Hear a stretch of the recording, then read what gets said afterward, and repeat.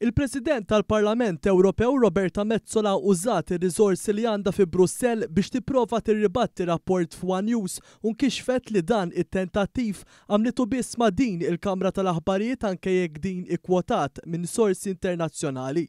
Dan wara storja minn One News fejn fiha ġiet ikkwotata analiżi dettaljata mis-sit tal-organizzazzjoni Transparency International felu is-sena mindu faqqa l-iskandlu Qatargate.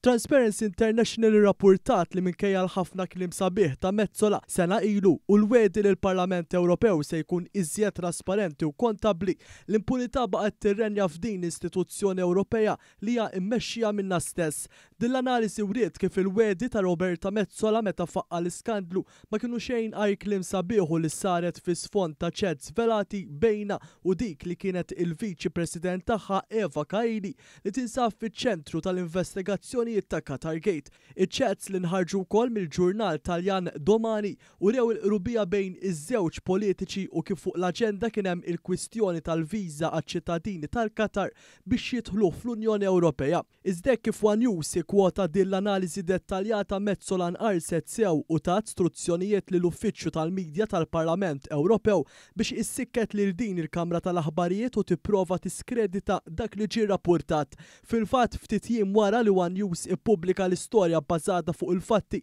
li rapportaw Transparency International u siti oħrajn fosthom dawk Taljani, din il-Kamra tal-Aħbarijiet irċevit dritt ta' risposta biex il-President tal-Parlament Ewropew tiddetta dak li jingħad dwarha.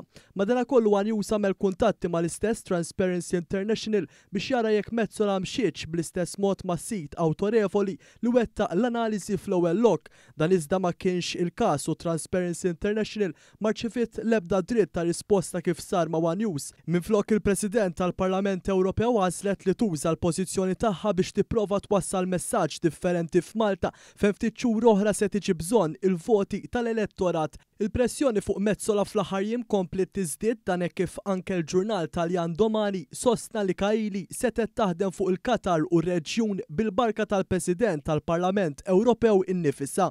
Jidher li ta' din id-delega Kaili kienet grata u stiednet lil Metsola f'Ateni. Fil-messaġġi ta' WhatsApp Kaili qalet lil Metsola li se tagħtiha id-dettalji tal-vjaġġ għal Ateni b'Metsola twieġeb li kellha ħerqa li jasal iż-żmien. Minkejja li Metsola tlonk wieġbet u qaltilha li se jkunu sitta u żewġ uffiċjali tas-sigurtà, issa fi dritt tar-risposta li ndbat lil One News jingħad li dan mhux minnu.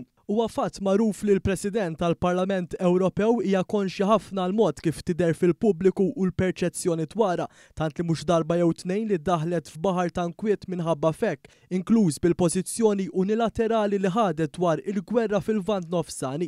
Madankollu jkompli joħroġ kif il-President tal-Parlament Ewropew qed tkun selettiva fuq min teżerċita l-pressjoni tagħha, ta' bħalma kienet selettiva meta għażlet li ma tweġibx lil ġurnalisti brabta mal-appoġġ li tat lill-Armata Iżraeljana fil-konflitt f'Gaza u spiċċat akkużata b'ġenoċidju ta' Palestinjani innoċenti.